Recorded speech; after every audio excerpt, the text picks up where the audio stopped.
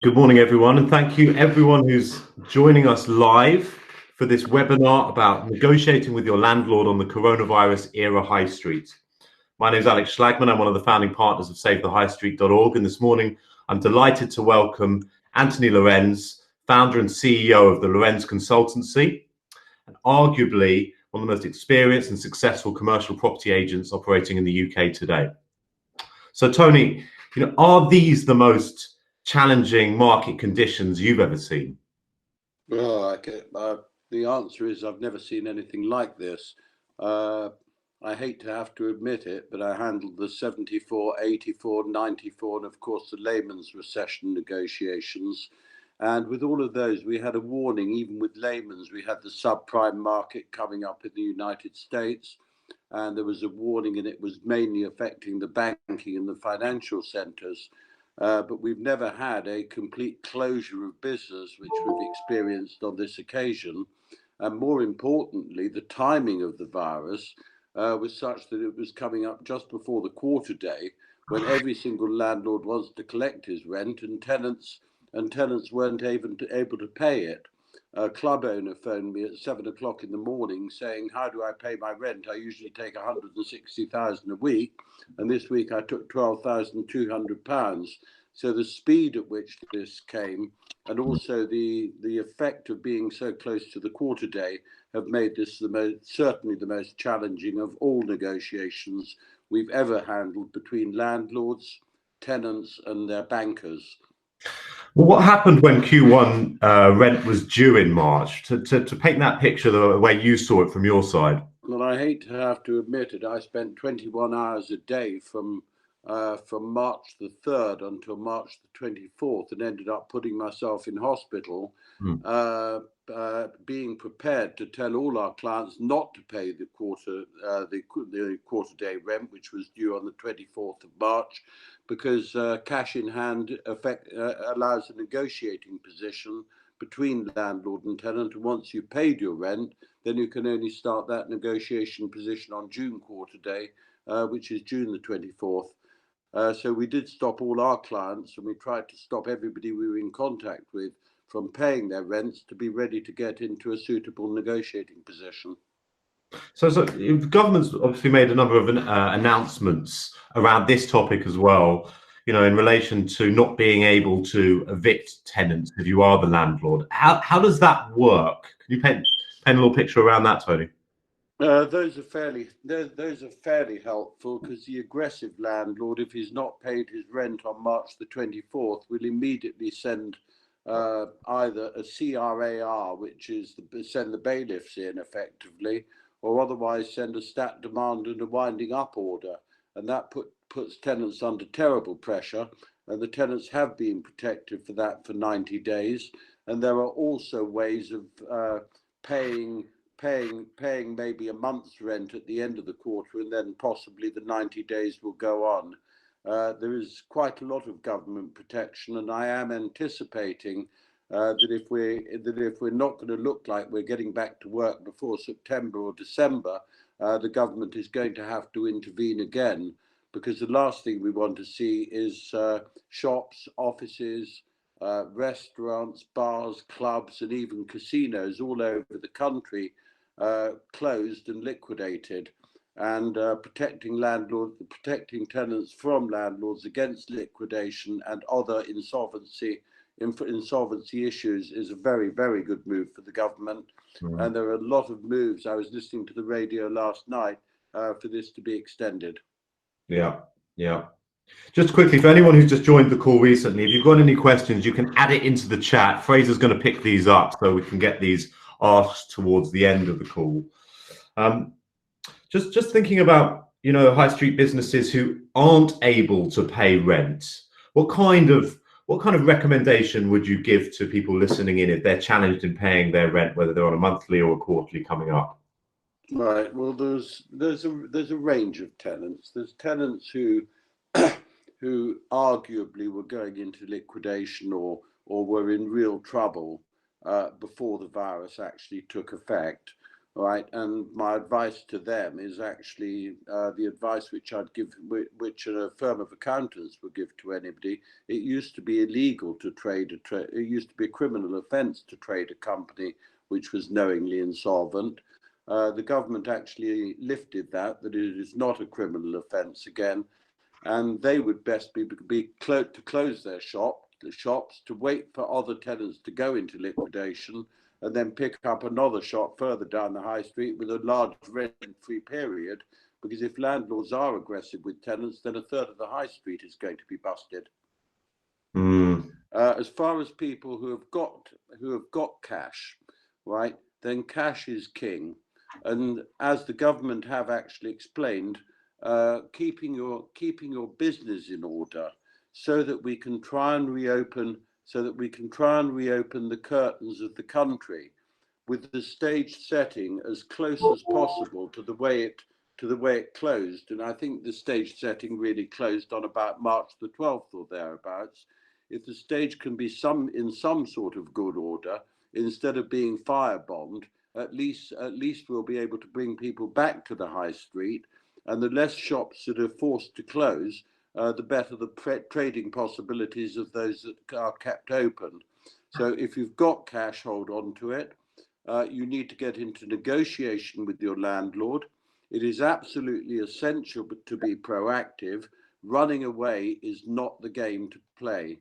If you run away from the landlord and you don't answer calls and you don't answer demands, the next thing is that the landlord will, as soon as possible, which is after the 90-day extension, or he could even prepare for it, you will receive a letter from his solicitors, and that's when you are not in a power position again.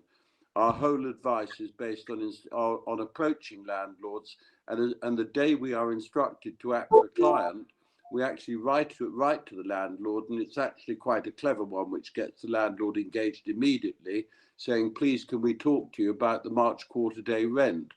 It is amazing how quickly landlords have responded, thinking that they're going to get some rent out of us. The average response time in our first week after before and after March quarter day was 3 hours. And most of the tenants listening will know that if they've got a burst water pipe, it'll probably take 7 days for the landlord's managing agents to get to them. So times have changed. Landlords do want to engage, and we do recommend engagement right the way through the process. All right, and we are available to talk to landlords 24/7. We are available to try and find solutions, and there are solutions which can be negotiated, which I'm sure will come out in your questions you're asking to me, most of which I know because we practiced them before. All right, but there will be questions from tenants which I hope I'll be able to answer. So let's get into the negotiation process itself. Let's start at the beginning. So you mentioned that you want to be proactive, but let's look at what's that process. How does it begin? Well, I think we need to start with the dynamic, and this is actually an open accordion. All right, where you've got 3 people in the boat, where the Titanic is basically sinking or has sunk. All right, and those 3 people, it doesn't matter what the dynamic of their relationship is. You've got the tenant who can't or won't pay his landlord. You've got the landlord who is absolutely intent on getting his rent in on March quarter day and turns around to the tenant and says, you've got a contract. When you make lots of money, I can only increase your rent on the rent review, unless of course the tenant's on a turnover rent, which some tenants are on.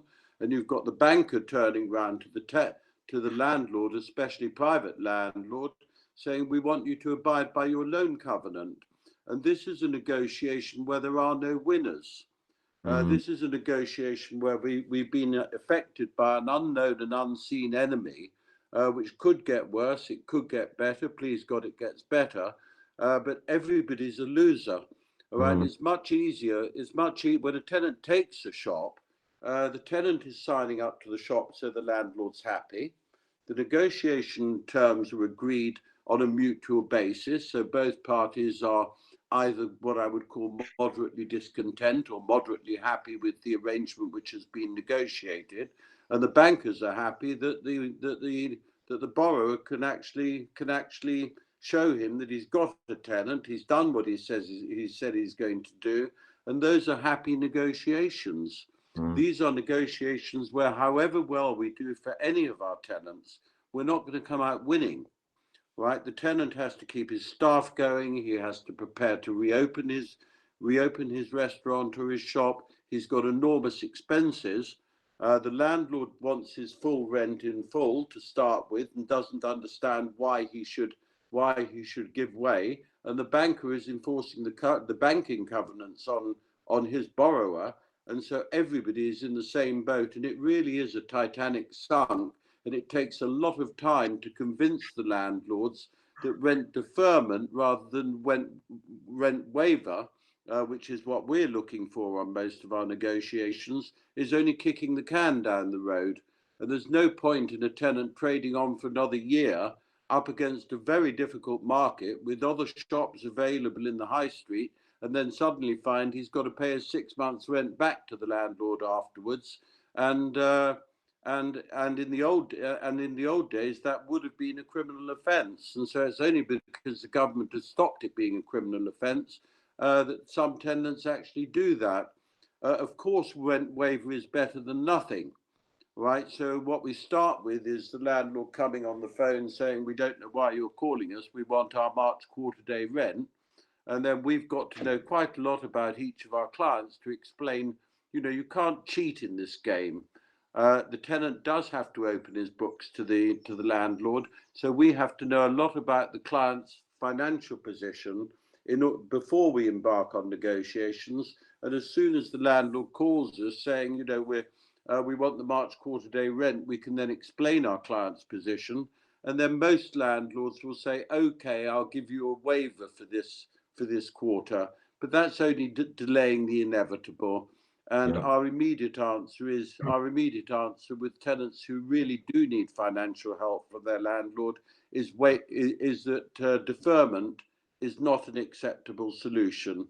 We can only talk about waiver. There's no point in deferring the inevitable. And if our client's in trouble today, and if he has to wait for another 6 months to open up his business, the answer is we do need help from the landlord. And landlords call their tenants customers in good times, right? They always want to put their arm around the tenant and say, "We'll help you out and everything will be okay. And if you get into difficulties, we're here to help you. You should tell us." But they don't react like that when they want to put the money in their coffers. And landlords with pension funds, the small pension fund landlord is usually the most difficult. We have got situations where the large landlords are actually offering rent-free periods without any questions asked. For example, in central London, the Grosvenor estate went to all their smaller tenants and offered a 3 months rent-free period from March to June quarter day with no questions asked. Blackstone, who are probably the most aggressive American company, bought all the railway arches, and they followed suit and recently offered a 3 months rent-free period with no questions asked. And the Crown have just written to all their restaurant tenants, also offering a 3 months rent-free period without questions asked. So there is a precedent beginning to come through that landlords are beginning to see that they are in the same boat as the tenant when they start off their negotiations, thinking that the tenant's got a contract, he's in breach of contract, he's signed up. I wouldn't have actually got any extra money if he made a fortune out of the shop. And under those circumstances, why should I actually help him now? So these are not easy negotiations, and they are certainly not for the inexperienced. So what's the norm you're aiming for and able to get in this period at the moment? Well, there isn't really a norm. Everything depends on each individual negotiation is different. But I think that a fair norm, right, bearing in mind that I don't anticipate that real trading is going to get started before September quarter day, right, and then the tenant has to build up his cash pile in order to be able to pay the rent, because even if he's furloughed his staff, right, he's still got a load of expenses in keeping the premises empty. Some tenants are using guardians, of course, right, and the tenant has virtually lost the dynamic of his business and has to get it started again. As example, we act for a lot of the major casino operators, and the roulette wheels aren't spinning, but they've got to keep their staff going. And I think the answer to the norm is that I would like to see every tenant getting a 6 months rent-free period waived, with no questions asked.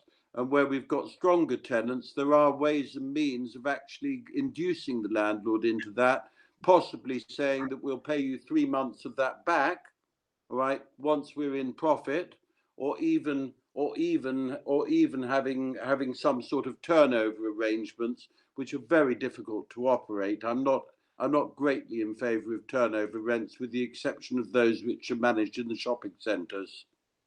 Okay, well, we'll come back to some of those points, but just to re-clarify, because there's a lot of great insight there. What's the position on rent deferral? Because a lot of people are obviously experiencing this. Well, the position on rent deferral is that the landlord can't do anything to you if you defer your rent from March till June quarter day, right? So if you haven't paid your rent, don't pay your rent. The position on rent deferral is landlords are beginning to come to the table. That was not the position at the beginning of March, but as and when they see that the professionals are negotiating with them and actually turning around, that rent deferral will mean the possibility of recommending the possibility of the tenant going to an insolvency practitioner.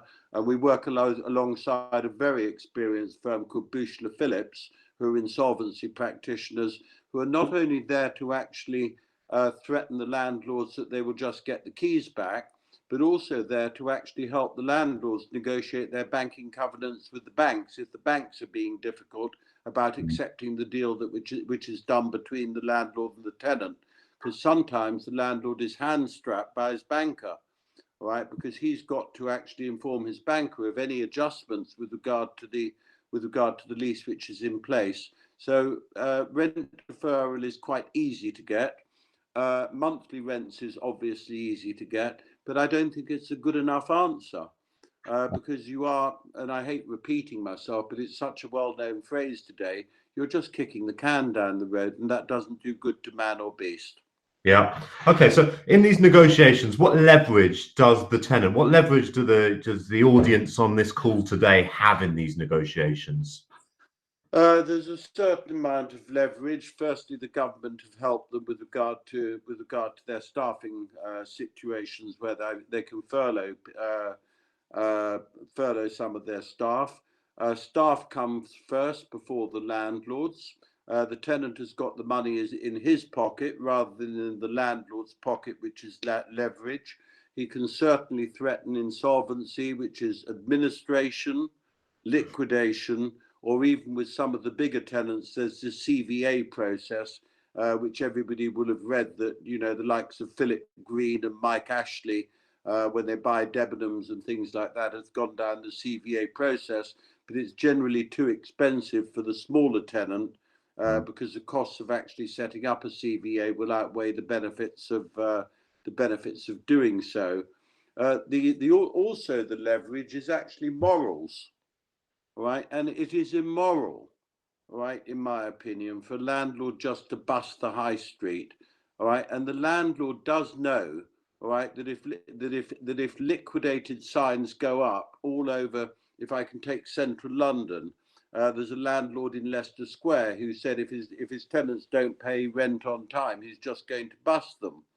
Well, Leicester Square would look like it did after the Blitz or after the 1934 world recession, and tourism will never come back to it. London will never look the same again.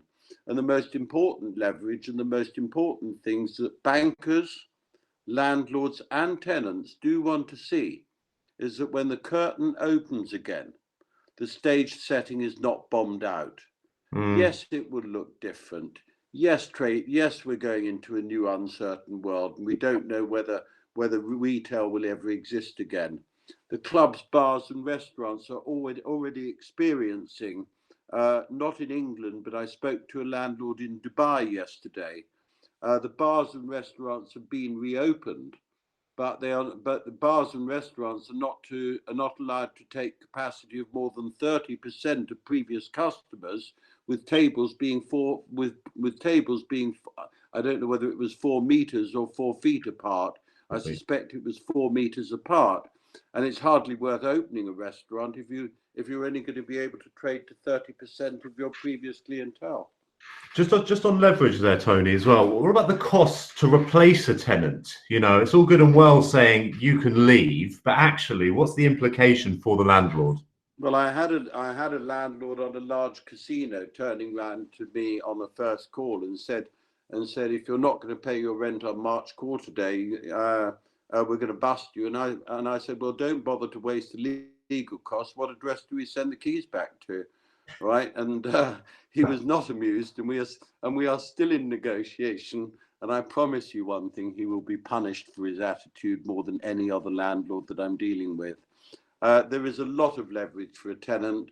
That if all the tenants in a particular high street even get together and say that, and unfortunately there are some tenants who have got things called personal guarantees, and others who have got rent deposits.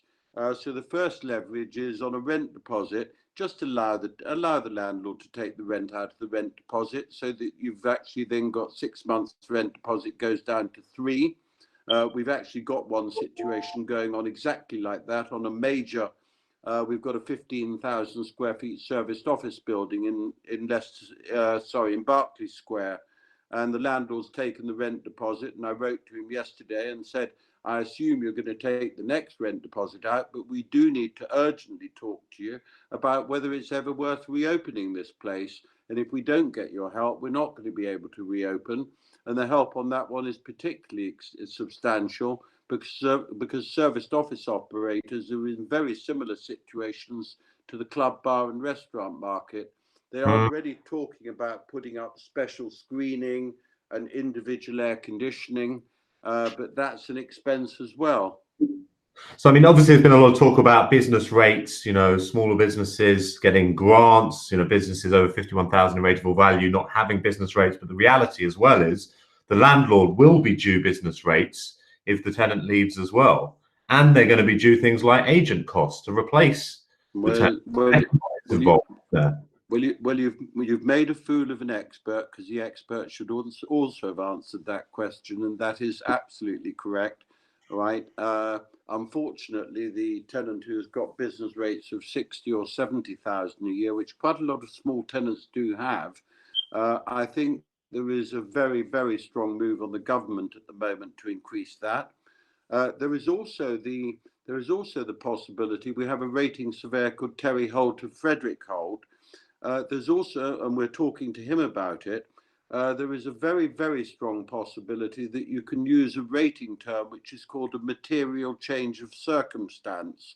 For example, in my offices in Hanover Square, we've got a kind of a 70,000 square foot hotel going up in the old Jones Lang LaSalle building, which was redeveloped.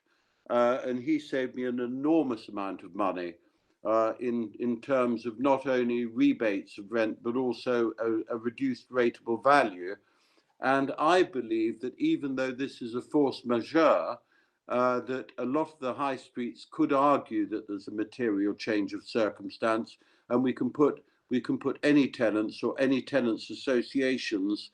The tenants associations are very important people, and I hope that a few tenants associations are listening in, because they can get to their members and they can show all the tricks of the trade. And I verily believe that if I had a shop in, let's say, Wolverhampton High Street, and that a third of the shops go bust because a third of the landlords don't see reason, there will be a material change of circumstances in being able to trade in the high street, and that will enable the rating surveyor to go back to April the 5th in the year. I think it's April the 5th. I'm not a rating specialist, but they should certainly take advice from a rating surveyor, not only to try and reduce their rateable value below 51,000 at the moment. So if you've got a rateable value of 56,000, not very difficult to reduce it to 50, and then get within the government scheme of paying no rates. And also you mentioned the landlord getting the empty rates on the shop. Yes, that is an absolute threat. that when we turn around and say we will send the keys back, they've only got 3 months empty rates, and then they have to pay the rates. Big time, yeah. And so thinking about the business case that a tenant, a high street business, needs to put together to support this negotiation, could you provide any insight around what the component parts of that are, or the thinking around putting that case together? Yes, we do, and you actually need to show that your business is affected. For example, if you can show your monthly takings and your monthly EBITDA going back from September last year, so you show September, October, November, December, January, February, March, and quite a lot of businesses weren't affected by March. They're being affected. I see that Jason's taking a lot of notes, and so I'm going to get a lot of questions from him shortly. He's probably a competitive agent trying to defeat me. I doubt that.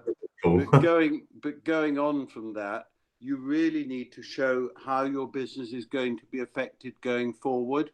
And I really want to talk about the math. Do you mind me talking about the maths of why I think landlords are so unreasonable? Right. And I know that a lot of you pay smaller rents, but I'd really like to do the maths at 100,000 a year, if you don't mind, because it makes my 72-year-old mathematical mind work better. If you take a restaurant which is paying 100,000 a year, and they are asking for a 6 months rent-free period, that is £50,000 to the landlord.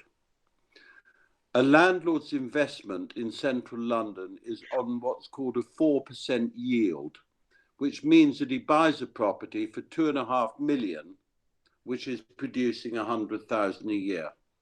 And whilst the tenant is only asking for £50,000, the landlord's investment started at 2.5 million and ends up at 2.45 million, which is almost a so what. So why should landlords be so difficult? I understand the very private landlord who's actually his pension fund is relying on it. But for the multiple landlords such as Land Securities and Derwent and Great Portland Estates, which is much more prevalent in the London market, I think it's unreasonable for a landlord to not come and give his tenant help, especially when his tenant has been forced into closing. He wants to keep his staff going. He wants to reopen, and landlords do call tenants every landlord calls the tenant a customer today. This is not the 1960s when you used to get the big fat cigar smoking landlord, kind of puffing his cigar in your face and saying, "I'm the landlord, you're the tenant. If you don't abide by the terms of the lease, I'm going to bust you. So when you go into this lease, you better know what you're getting into." This is an era whereby all over the country we've got local authorities trying to regenerate the high streets, possibly trying to get some residential back into the high streets. The shopping centres are looking to make them into places of entertainment, because most parents will know that the kids rule. All right, and if little Johnny turns around and says everybody else is going to this new entertainment place, and there are loads of new, you've got Crazy Golf, and you've got all the new entertainment specialists who want to entertain, who want to go into these shopping centres. The kids will drag their parents into the shopping centre if there's enough to do there. And a lot of the buyers of the shopping centres, many of whom we know, are completely remodeling them, not in a labyrinth fashion, so that in order to get into the centre of the shopping centre where all the entertainment is, all right, little Johnny will take their kids along, and mummy and daddy will buy something on the way, or possibly see something on the way which they then buy online. So the shopping, we've already got a situation where the high street is almost bombed out, and we could have done without this as being possibly the nail in the coffin. So what will a landlord want in return in the negotiations? So you're going to a landlord requesting things. What do they ask for in return? Well, firstly, we don't offer anything in return to start with. right? So the initial situation is that the landlord needs to come to the tenant's aid, and without him coming to the tenant's aid, he might be looking at an empty property. And if he just thinks his property is going to be empty, he needs to take another look at how other landlords are dealing with other tenants in the high street, and he might kill the whole high street. And then his investment is gone, and his banker is going to foreclose on him. So don't think landlords are in that strong a position. There are situations that when we ask for a 6 months rent-free period and we've got a difficult landlord, we will turn around to them and say, when our client is up and trading, maybe in June next year, and when he's making profits, the first X amount of the profit goes towards paying each quarter, maybe a month of that rent each quarter for 3 quarters, so that actually the 6 months rent-free period is given on the cash flow basis, but it actually only becomes a 3 months rent-free period when you give it back on a quarterly basis. In the shopping centres, landlords are prepared to do some form of turnover rent. I don't believe it possible, right, that there will be a formula worked out whereby turnover rent is the only factor. And I really think that and I'll use the 100 grand a year methodology again, and please people, if they're only paying 50%, if they use their calculator, divided by 2 on it, they'll get the answer. On the 100,000 a year situation, I think the landlord would want to see about 70,000 a year as a basic rent, and then he might convert the other 30,000 a year into a turnover rent when, based on your turnover, he expects to get 30,000 a year if you trade reasonably well. He'll get 40,000 a year if you trade better, and he'll get 20,000 a year if you'll trade worse. So I think a blended rent and a turnover rent works better than turnover rents. But there are some landlords who just do turnover rents, especially the street markets and people like that. For example, Camden Market, which my brother used to own in the old days, did a lot of turnover rents with tenants. And tenants also have to be, again, this is a situation whereby the tenant has to be open with his books, right? And dishonesty doesn't count. We wouldn't take on a client we wouldn't take on a client unless we thought they had a reasonable case. And we get every single tenant coming to us saying, can you help us? But if Barclays Bank or HSBC came to us and say, we need to get our rents down, it will be a very, very difficult case to take on. In a broader sense, Tony, how do you see this situation all playing out in the market over the coming months and even years? I have no idea, right? That's the honest answer. Sorry, I don't use the word "that's the honest answer" because that actually makes people question. Well, what do you mean by "that's the honest answer"? The answer is I have absolutely no clue at all. Number one, we do not know what the government are actually doing in the background with regard to telling us month by month that things are getting better and we might be able to get back to work at some time in the future. So we have no clue as to whether it's going to be. My best guess is that we'll start getting back to work in September. I spoke to a client of mine in Athens yesterday who got back to work yesterday, but nobody's going out because 80% of the shops are closed because of restrictions on how many people can go into it. I don't believe we're going to get back to work between now and September and December. And I think that how it plays out is actually very fundamentally based on, number one, the financial state of companies before the virus even struck, and how many were on the brink of liquidation in any case. Number two, whether landlords do come in and help, and whether they do give a waiver. And if they don't give a waiver, I can imagine Leicester Square would have 30% of the restaurants would have gone into liquidation signs, and I think would affect British tourism for 5 years hence. And I think it's a landlord's duty to try and keep the economy going, whereby we are a nation of retailers. I don't know whether that expression has been used in the past 15 years, but it was certainly used in the 1970s and the 1980s, and also the 1960s when I was performing. And even though we've moved on to technology, which I've understood for the first time in my life during this recession, and it actually works, which is amazing. And thank God, the only thank you I give to this virus is I've understood that this actually exists, because I didn't know it did beforehand. I was using a quill pen, but I think it will play out very, very badly if the landlords and the bankers do not accept that the Titanic has sunk and we're all in the same boat rowing together. And if we don't row together, we are going to get pulled underwater. Okay. Well, I can see there's a whole raft of different questions that come in. Fraser, are you able to unmute and pick out some of these questions to ask Tony? Yep, sure. So one thing that you've already mentioned, Tony, but that's come up a few times on here and in other conversations we've had with businesses is around percentage of rent turnover.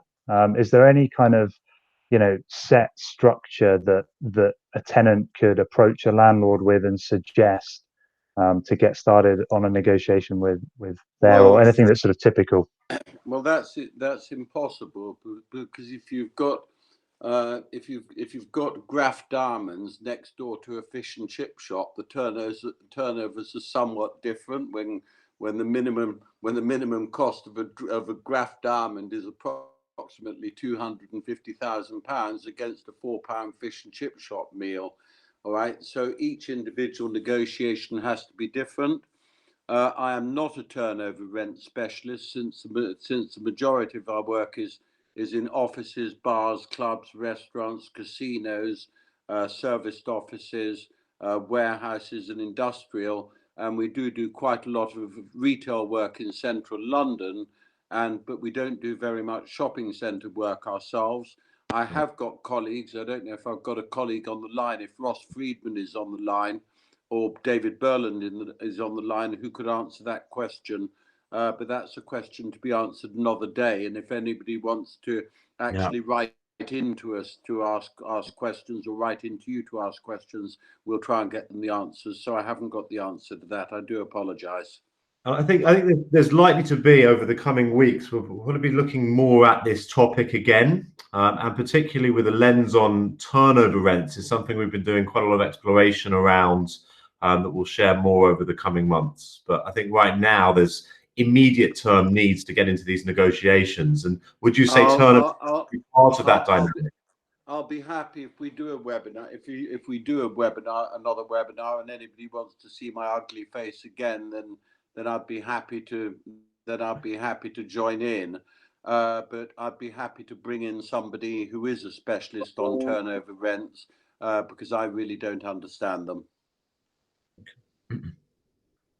Fraser, any other? Yeah, another question. This one from Thanks Jason. for your last question. You really stumped me. Sure. So I had a question from Jason saying that he's got the option to trigger a break clause in a couple of weeks' time, but with six months notice, but it requires all rent payments and service payments to be up to date. Do you advise kind of, how does he think about withholding the cash flow versus having that option? You can't do it. There's a case called Marks and Spencers versus it's Marks and Spencers versus somebody. Apologies that I wasn't ready with that. But Marks and Spencers actually had a break clause, which was kind of April the 10th, if we take March quarter day, right? And so they didn't pay the whole quarter day's rent. And if the tenant is in breach of lease, he can't exercise his break clause. So the only way you can exercise a break clause is actually to turn around and actually pay the rents up to the break date. Every lease is worded differently, and if the tenant wants to send in his lease, we can have a look at the tenant's lease and advise him going forward. but in essence, most leases, most traditional leases, invalidate a break clause if you're in breach of lease. What he should have done, and what he should do today, if the latest day for exercising the break clause is today or tomorrow, is phone up his landlord and say, I've got a break clause and I'm going to have to break my lease unless you're prepared to do a deal and give me a 6 months rent-free period, and try and get a deal done before the break clause.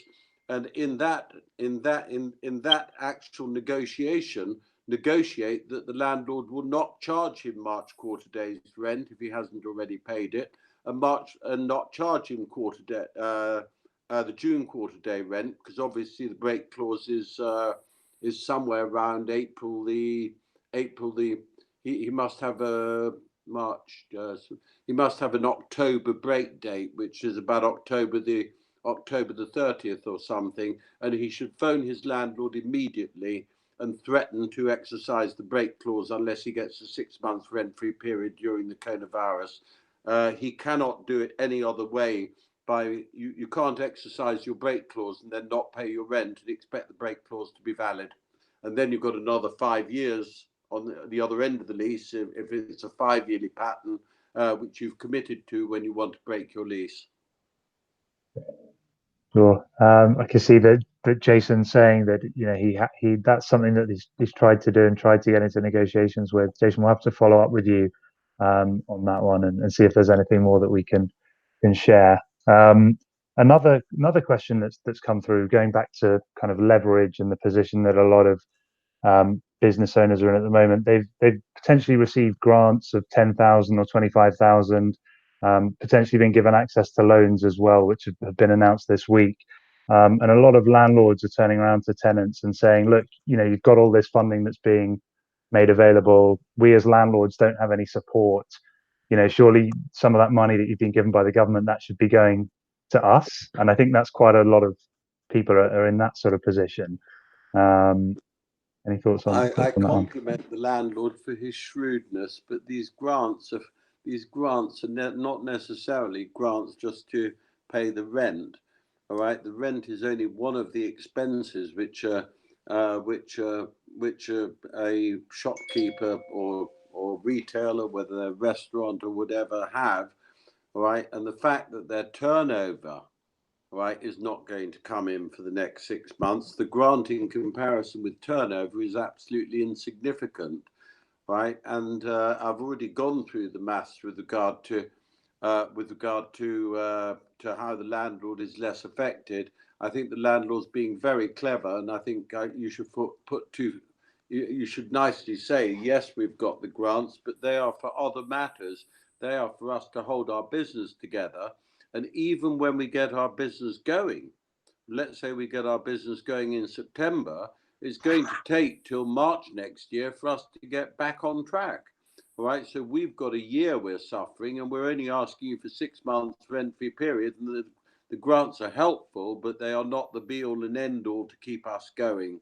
All right, and if all landlords actually bust their tenants, there may be further grants that will be given, and there is a possibility that the government will actually turn around and force landlords to give rent-free periods.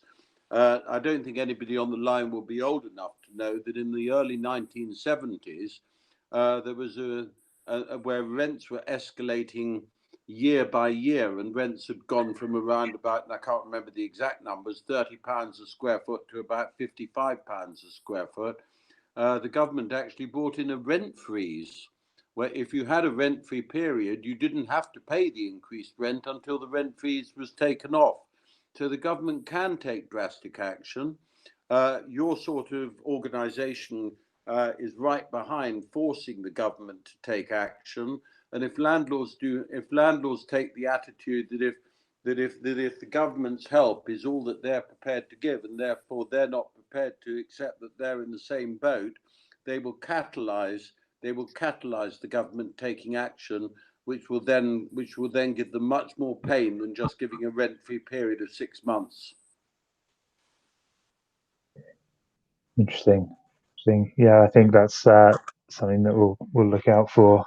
There was a question as well from Tara about, is there any advice for those tenants that have got sort of personal guarantees on their Very, very properties? difficult. Whether the government,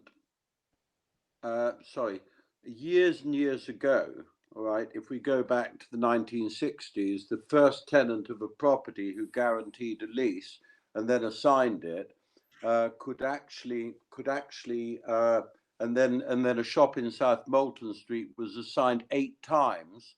And I got a landlord going back to two little old ladies who lived in Bournemouth, who had had the shop in 1938 when it was first built, and claimed £150,000 from them. And the government changed the law, as you probably know, where it's only the first guarantor that matters. The way to get out of a guarantee, but it's almost impossible at the moment, is on what's called a double assignment. That when you first assign your lease, the assignor has to give an AGA, all right, which is an authorized guarantee agreement. The tenant has to give an AGA, but the guarantor comes off the hook. But it's very, very complicated, and it may not be appropriate under today's circumstances. A landlord going after a guarantor is not going to be looked very favourably at by the courts. All right, and we do not know how the law is going to change with regard to landlords going after tenants and their guarantors. But my advice is you should never ever give a personal guarantee on a lease, especially when you've got not only rent rates and rent and service charges, but you've also got end of term dilapidations, the likes of which can be absolutely huge. And I would never I'd never advise a client in today's market to actually give a personal guarantee. My advice would actually to be to go to the bank and give a rolling bank guarantee and guarantee it through the bank, or otherwise give a financial guarantee to the landlord, or otherwise give a limited guarantee to maybe 1 year's rent. But to give a personal guarantee on a long-term 15-year lease doesn't come with my advice today. Yeah. And I feel Sure. sorry for the person who's given it. I hope it's not Tara, all right? And I really feel sorry for the person who's actually given a personal guarantee, because it wouldn't have been my advice to get into a lease with a personal guarantee. Sure. And Okay. also that goes for taking a lease in your own name as well. All right, set up a limited company, right, and then give the landlord perhaps a 1-year rent guarantee personally, but certainly don't guarantee a long-term lease. Mhm. Okay. There were also some questions relating to dealing with managing agents of your properties. A lot of people, they don't have direct contacts or direct ways to reach out to their landlord. Do you have any thoughts about, how to deal with those kind of intermediaries and get them to at least have that conversation? Well, we managed to get managing agents on the phone within 3 minutes of receiving instructions by writing them a letter saying, "Please, can we talk to you about the rent?" And they've got another thought. They've got another thought coming when they get me on the other end of the phone, right? But dealing with managing agents, some managing agents are proper asset managers, and some managing agents are just the average managing agent who doesn't even know how to deal with these negotiations. And I think that the tenant should turn around to the landlord and say, we are looking at all aspects of our business as to whether we can continue our business, and we need to engage with either you and or the landlord within the next week before we make radical decisions which may not be to your liking. All right, and actually force the managing agent into conversation, because once you've written to the landlord, the managing agent, he's got a duty of care to liaise with his client. If you can't get any advice, any contact with the managing agent, then go into the land registry. The company, unless it's offshore, will probably be owned by a limited company. Look up the directors of the company and write to the directors of the company saying, I'm not getting any response from a managing agent. I need to talk to you about my shop. Can we arrange a con call as soon as possible, please? Yep, that makes sense. Is that the first answer that I've given that makes sense or not? No, that was a good one. That was okay, a very good one. I was just wondering how I'm doing. No, this is great. Thank Hopefully, I think people are finding this super helpful. There's questions around, is there any support at the moment for landlords that tenants should kind of be aware of, in the sense that are commercial landlords being kind of given holidays on paying back any of their commitments or things like that, or is there anything from a tenant's perspective that they need to be aware of in terms of that support? Yes, a tenant does need to be aware of. I mean, I always look up who the landlord is before I even talk to him. And we had a hotelier, quite a small situation, a hotelier in Henley who rented next to 13 rooms as an annex at 131,000 a year from the landlord. And I Googled him and looked him up, and he breeds racehorses. So my opening conversation is, I'd like to thank you very much for filling my pockets at Ascot, because I've been following your breeding line, and the first 20 minutes of the conversation was about the fact that I'm equestrian personally, and the last 5 minutes of the question, where he turned around and said, "What do you want?" And I said, "A 9 months rent-free period." And he said, "You sound like quite a nice gentleman who can have 6 months rent-free." And I said, "Deal done." Right, and so you actually want to try and investigate who your landlord is and know a little bit about them before you actually attack them. And that's a very good question, which I didn't know was going to come up, and I forgot to mention it. I apologize. Sure. Knowledge is king, and that's both ways, right? And also being able to strip yourself down to the bare bones and give very, very accurate forecasts of how your business is going to be. The landlord is going to ask you why you need the rent-free period, and you need to be able to explain that in very, very simple terms. Yeah. We got time for more questions, Fraser. I don't know if people. You okay for that, Tony? I cannot believe that Jason at the top of the screen hasn't got a few questions, because he's been taking profuse notes all the time. Jason submitted a couple, so we've read out a couple of his, but I'm sure that there could be some more follow up. There's actually something else that a couple of people have said, which is there anything that you can do if you have already paid, up front or anything like that? Any kind of situation there? Yes, the answer is go to the landlord now and say. And I had a major casino operator whose rent date was March the 2nd instead of March the 24th. So I'm dealing with exactly the same thing. Go to the landlord now, saying, as you will know, approximately 53% of tenants are reported as not having paid their March quarter day rent. All right, and I was good enough to pay the March quarter day rent. We've now got June quarter day coming up, and I'd like to speak to you as soon as possible with regard to my circumstances, please. Yeah, fantastic. Okay. I think if there's any follow-up questions from anyone, then just send them through to me or to another member of the team, and we can circulate those with the team and with someone on Tony's team as well, if there's anything that needs following up. But yeah, it's really great. Does anybody want to be unmuted and come online and ask a difficult question? Challenge to the floor. I challenge the floor. Go on, Sarah. Go ahead. You unmute and ask the question.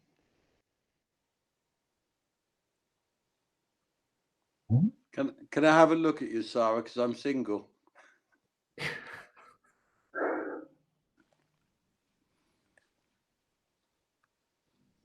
Sarah? Oh, I'm not sure she's been able to unmute herself.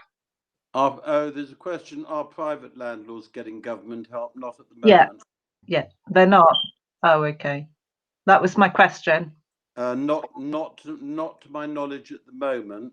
I think that it's too early for that to happen, because private landlords are doing this buffering situation, of buffering off their tenants, and when they're buffering off their tenants and turning around and saying we'll give you a little bit of rent deferment, then there can't be, they haven't got the right to ask for government help. But it is something that could happen further down the line. It's possible that bankers might be told to help private landlords as well, because if private landlords are going to help their private tenants, then the bankers ought to help the private landlords. Yes, it's a big conversation that's going on at central government at the moment between this sort of tripartite relationship Tony talks about between landlord, tenant, and lender, about what role the lender can play to ease some of the pressure on the landlords. You know, there's mortgage, holiday type situations going on, but most of the landlords are tied into different types of lender relationships from the general context we're hearing in the market. But Department of Business, Energy, Industrial Strategy, particularly, and HCLG, Housing, Community, Local Government, are definitely looking at it at the moment. Particular topic. There'll be some follow-ons to this. Thank you very much. So you are going to email us. Lovely day, all. Thanks for your time.